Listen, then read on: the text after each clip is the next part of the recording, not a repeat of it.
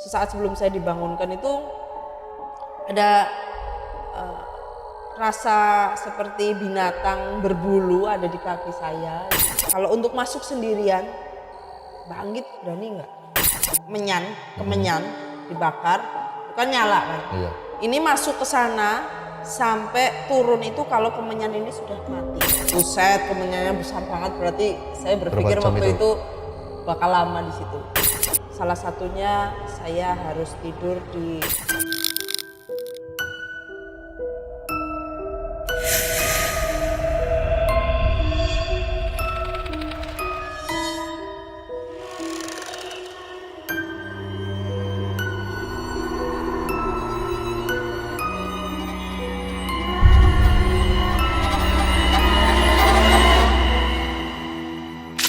Selamat malam, kembali lagi di channel Sosiopet Production, tentunya di obrolan Mat Kripo, malam Jumat, ngeri bro.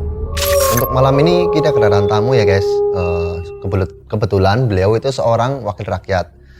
Tetapi di sini kita tidak sedang ngomongin politik, hukum, ataupun sebagainya. Yang jelas kita tetap di stay Mat Kripo, malam Jumat, ngeri bro. Halo Kak Anggit. halo. Kak Anggit, Siap. denger-denger nih ya, katanya itu Kak Anggit itu punya pengalaman horor. Itu bener nggak? Ya horor, dibilang horor, dibilang ini adalah pengalaman yang luar biasa juga. Oh gitu ya.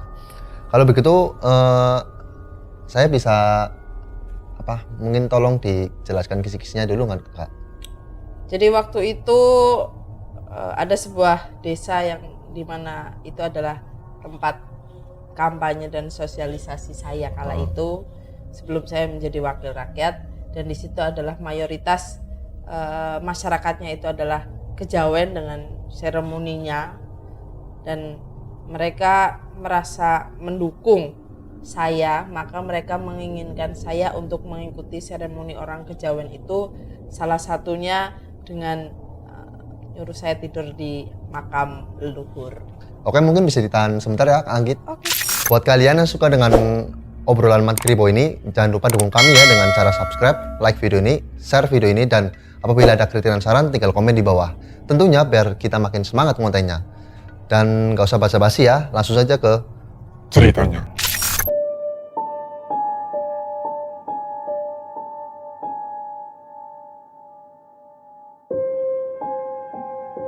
Baik Kak Anggit, mungkin bisa diceritakan dari awal ya. Oke, jadi waktu itu saya itu diminta doa restu ke beberapa desa waktu saya kampanye mau mencalonkan diri menjadi wakil rakyat. Jadi memang ada karena lebih dari satu, jadi ada beberapa desa yang memang di situ mempunyai masyarakat yang memang kejawen. Kejawen itu mereka punya budaya, cara mereka bersyukur kepada Tuhan itu dengan cara Jawani, orang Jawa. Jadi waktu itu mereka merasa mendukung saya, maka mereka meminta saya untuk mengikuti seremoni orang kejawen itu. Salah satunya saya harus tidur di makam leluhur. Jadi waktu itu saya sempat 3 kali tidur di sana. Awalnya saya hanya mengikuti prosesi itu, dibilang percaya, dibilang enggak karena bukan sesuatu yang mudah dipercaya memang. Iya. Karena kalau kita belum mengalami sendiri, kita Nggak bakal mungkin percaya. tidak akan paham. Iya, gitu kan. betul sekali. Jadi waktu itu saya diajak masyarakat sana dengan beberapa seremoni yang memang sebelumnya ada acara doa bareng, kemudian memang berdoanya itu terhadap Tuhan hanya bahasanya dengan menggunakan bahasa Jawa. Nah kemudian saya pertama diminta tidur di sana jam 12 malam sampai jam 3 pagi. Itu kalau boleh tahu di Penembahan mana Kak? Desa Keleng. Desa Keleng. Ya, itu di Desa Keleng, saya tidur di sana, dan Mbah Kuncinya, Mbah Kiai Kunci, kalau mereka memanggil sesepuhnya di situ, bahwa Mbah Kunci ini juga termasuk orang pilihan.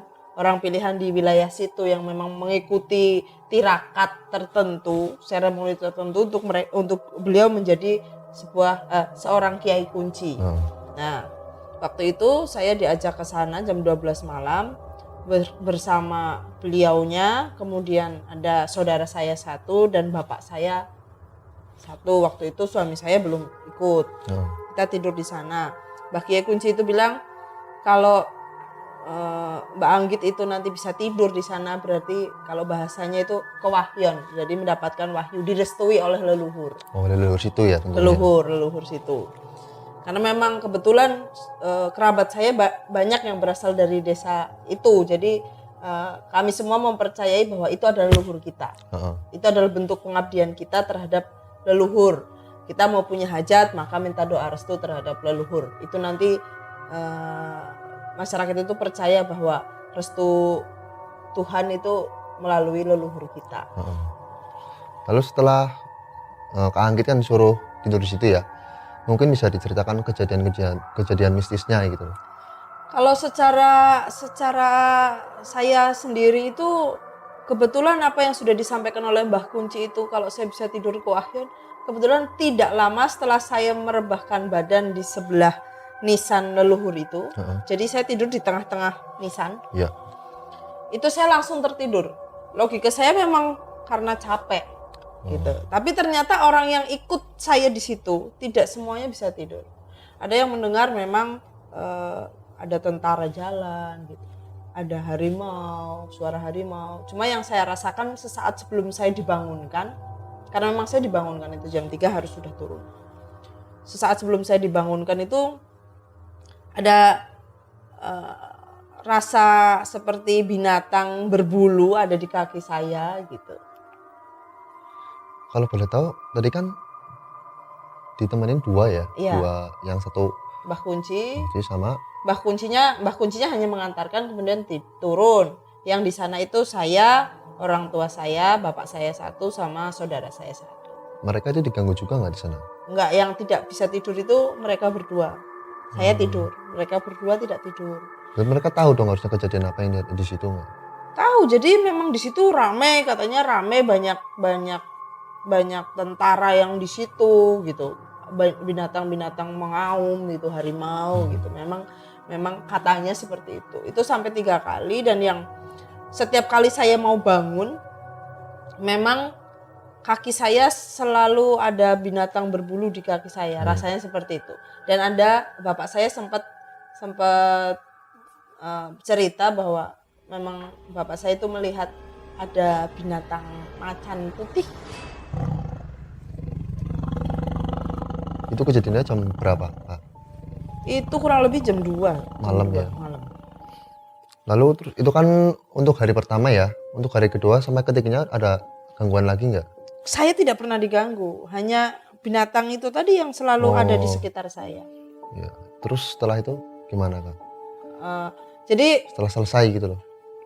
Bagi saya itu memang, bagi mereka pun itu bukan gangguan kan. Itu bukan gangguan, bahwa itu memang di situ ada yang menyambut, ada yang mereka welcome. Perkenalan ya. Mereka welcome dan dipercaya bahwa leluhur kita itu merestui kita. Lalu setelah selesai mungkin tapa ini terus selanjutnya mungkin diganggu atau enggak, Kak? Enggak, hanya Mbah Kiai ini setiap kali saya habis turun dari makam itu tidak memperbolehkan saya tidur di kamar, harus tidur di kursi atau pokoknya jangan di kamar gitu, di kursi, di ruang tamu, memang seperti, dan tidak boleh tidur dengan siapa-siapa, termasuk dengan suami saya, harus tidur sendirian. Waktu itu memang saya pernah bermimpi kedatangan orang yang saya nggak ngerti itu siapa. Setelah saya melanjutkan tidur dari makam itu, pulang ke rumah tidur, entah itu siapa, hanya bilang hati-hati, itu saja. Mengingatkan gitu? Iya. Yang kedua itu saya tidak mimpi, dan yang ketiga saya mimpi TPS yang ada di daerah saya itu kebakaran.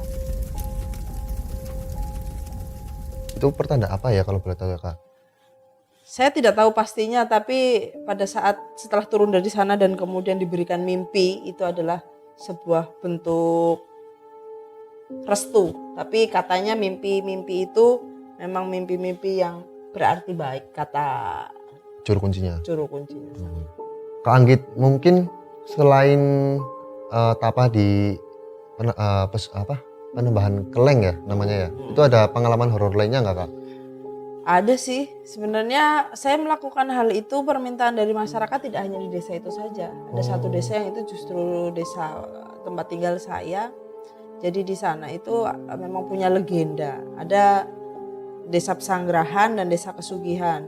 Ini konon ceritanya itu memang orang Pesugihan sama orang Pesanggerahan itu tidak boleh berumah tangga. Oh nggak boleh. Iya, legendanya begitu. Alasannya kenapa itu Kak? Jadi waktu itu ada perempuan cantik yang namanya sekarang itu terkenal Mbok Kajeng Watulingga. Jadi kenapa dinamai Mbok Kajeng Watulingga? Itu karena untuk rebutan orang Kesugihan sama penguasa Kesugihan dengan Pesanggerahan ini, dan beliau itu Mbah Mbok Kajeng ini menghilang di sebuah batu. Itu. Nah, itu menjadi kutukan bahwa orang Kesugihan sama orang Pesanggerahan itu tidak boleh menikah.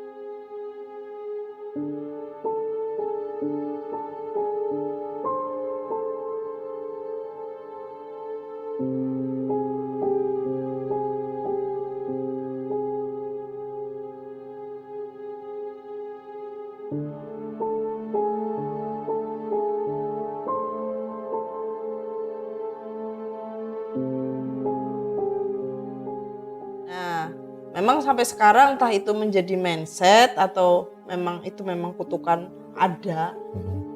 Kalau orang Kesugihan sama Pesanggerahan itu sampai menikah, kalau tidak umurnya pendek, anaknya cacat atau hidupnya miskin, begitu. Dan itu sangat dipercaya oleh masyarakat sana. Dan waktu itu besok saya itu pilihan pemilu itu.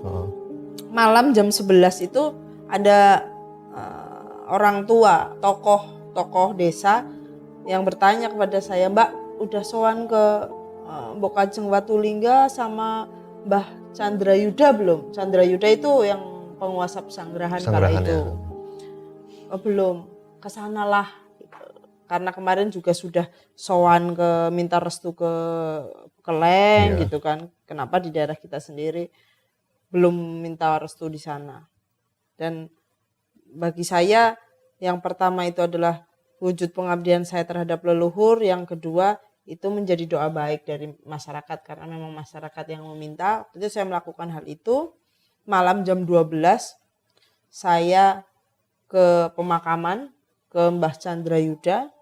Yang kedua itu saya ke Mbok Kajeng Watulingga. Cuma pengalaman yang paling serem sih, menakjubkan dan luar biasa itu di Mbok Kajeng Watulingga ini. Jadi itu kan sekarang sudah menjadi situs ya, sama pemerintah itu dijadikan situs. Di situ itu ada batu besar dan kemudian ada rumah kecil. Orang situ kuncup. Apa itu kuncup? Kuncup itu penembahan, jadi rumah kecil di atas penembahan itu. Di dalamnya ada makamnya gitu. Iya, di situ ada makam. Jadi itu kayak rumah kecil ukuran 1x1 lah kurang lebih. Tapi itu di atas batu. Dan waktu itu saya di sana ditemanin sama om saya dan mbah kuncinya juga. Mbah kunci daerah situ. Nah, waktu itu saya itu ditanya, "Berani nggak masuk sendirian?" gitu kan. "Berani nggak masuk sendirian?" Terus saya bilang, "Iya, saya coba." Bentar nih Kak Anggit, ini saya tuh banyak pertanyaan loh ya. Oke. Dari masuk apa namanya tadi?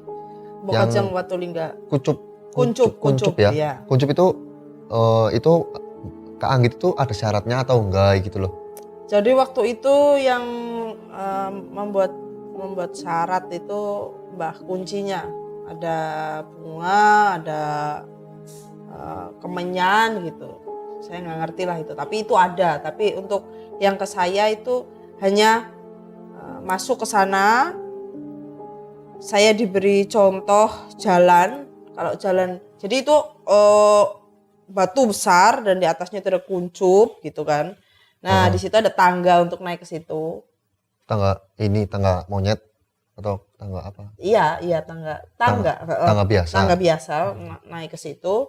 Nah di situ nanti naiknya naik biasa, turunnya pun tidak boleh membelakangi. Itu saja waktu itu aturannya di situ. Oh, aturannya.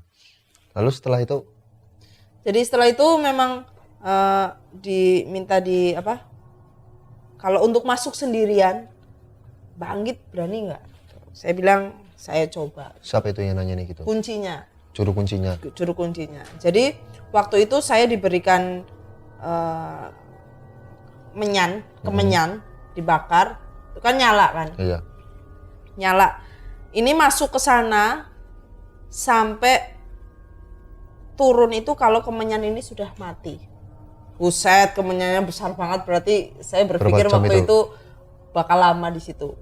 Waktu itu kurang lebih hampir 1 jam. 1 jam. Sementara saya tahu cerita-cerita orang itu tidak ada yang bisa berani, tidak ada sampai selesai setengah jam. Konon ceritanya itu ada yang dililit ular, ada yang ditemui harimau, monyet dan lain sebagainya. Memang di situ seperti itu, dan ada larangan di situ boleh bertapa tapi tidak boleh meminta nomor togel ya? Nomor togel. Jangan suka masang nomor togel ya guys.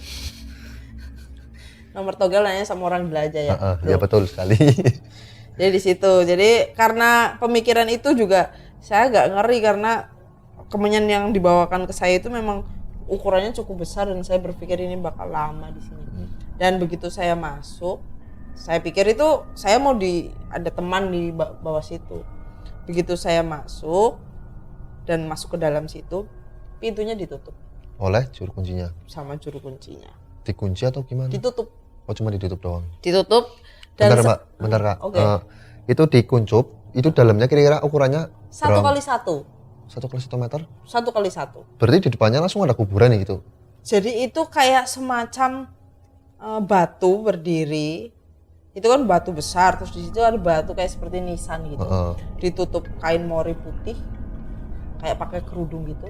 Karena di situ legendanya kan perempuan kan. Iya perempuan. Jadi pakai kerudung gitu. Dan begitu saya masuk, saya taruh itu kemenyan, saya mulai merinding pada saat pintu ditutup dan saya dengar langkah kaki mereka berdua yang nemenin saya itu menjauh. Itu artinya saya di situ sendirian. Itu jam berapa itu? Jam 12 malam? Jam 12 malam. Itu saya mulai jam 12 malam. Dan waktu kuncinya itu kan sebelum saya naik kan beliau naik duluan. Nah, di situ saya tuh lihat sebelum saya naik itu pohon-pohon gede itu ada di situ kan. Nah, di setiap pohon itu kayak ada manusia satu-satu gitu pakai baju hitam. Yang ngeliatin nih gini. Iya. Anjir merinding coba. Jadi ada orang berdiri di setiap pohon itu. Jadi satu pohon ada satu sosok orang gitu. Terus ada anak kecil lari-lari ngiterin itu kuncupnya itu. Sampai saya tuh nyariin kayak gini. Saya cariin gitu, memastikan kalau itu memang tidak ada apa-apa. Saya ingin mensuges bahwa saya tetap tidak takut di situ. Karena memang sebenarnya saya bukan orang yang penakut gitu, tapi kali itu saya benar-benar takut di situ. Saya bisa bilang kalau di situ memang ngeri banget karena saya nggak pernah merasakan takut setakut itu.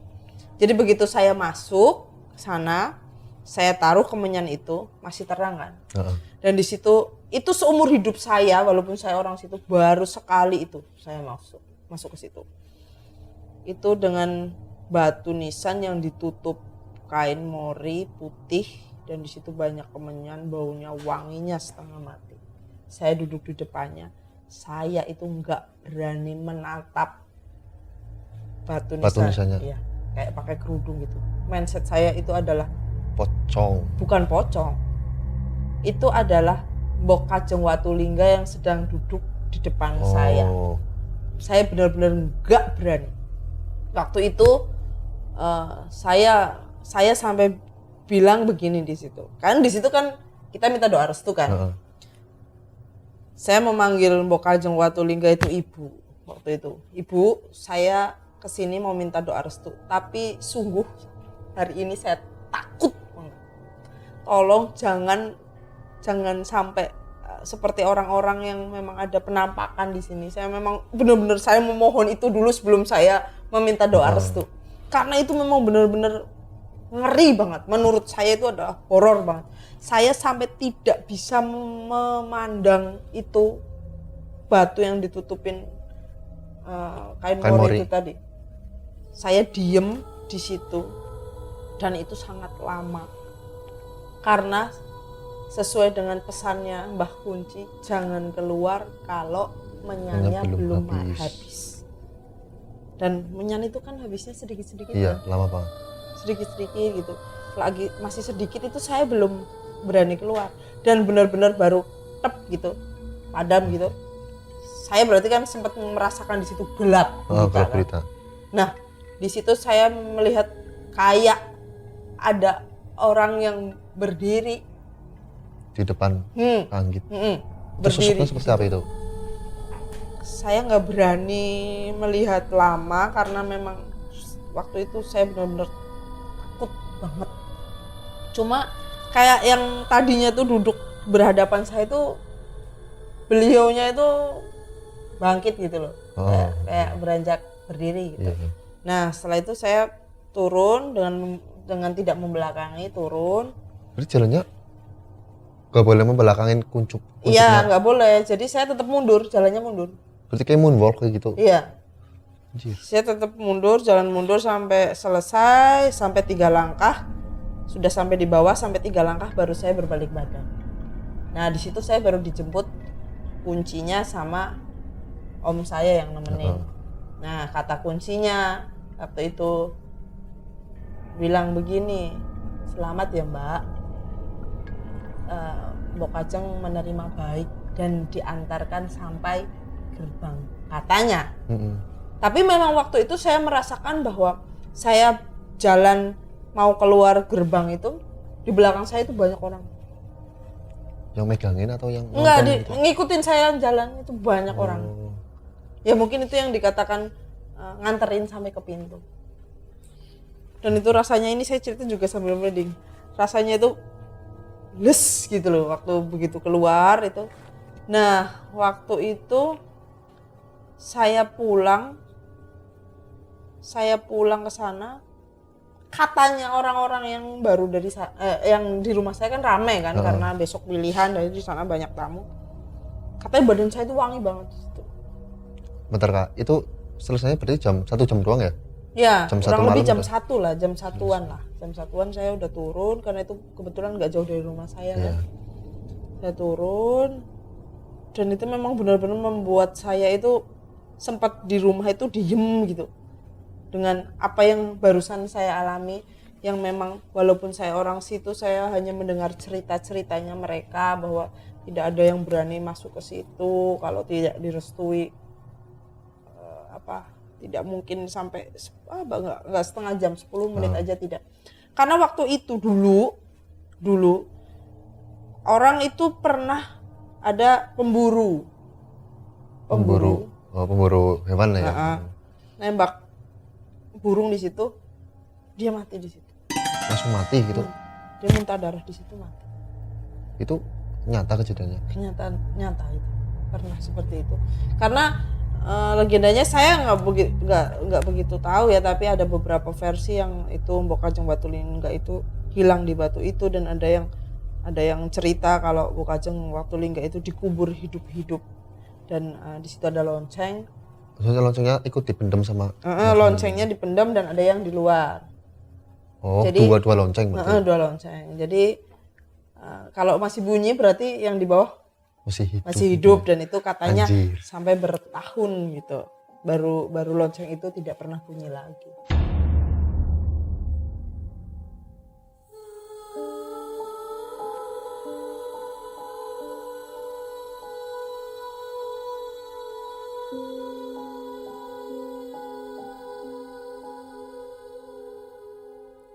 Namun ceritanya seperti itu saya tidak tahu, karena itu memang sudah nggak tahu saya untuk pastinya tahun kapan, tapi masyarakat itu mempercayai bahwa Mbok Kajeng Watulingga itu adalah leluhur kita. Iya.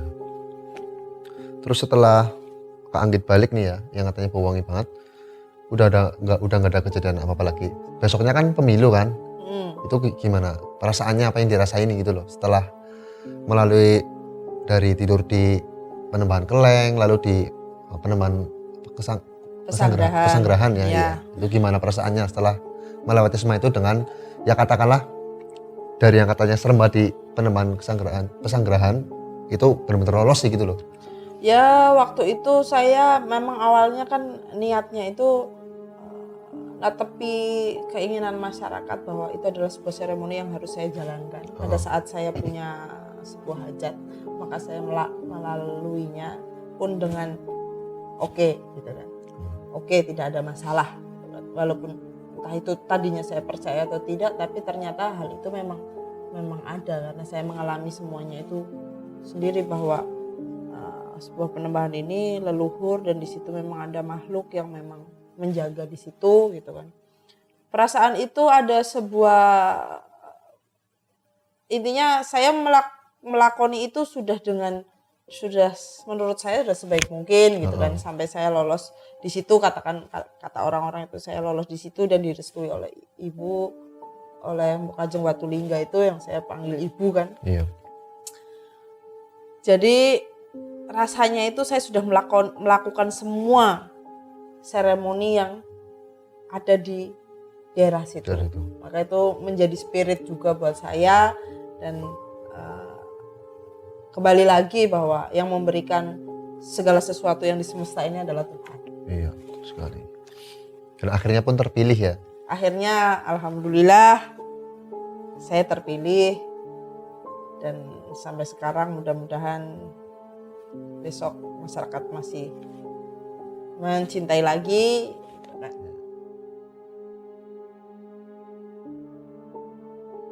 Legenda, boleh dipercaya, boleh tidak. Tetapi apabila sebuah legenda sudah menjadi tradisi masyarakat, tidak ada salahnya kita mengikuti sebagai bentuk penghormatan kepada leluhur kita. Dan semesta tetap Tuhan yang menjalankan. Dan jangan lupa guys, tetap tonton channel Sosiopet di sesi Mat Kribo dengan ceritanya yang tidak kalah menariknya. Selamat malam. Sampai jumpa.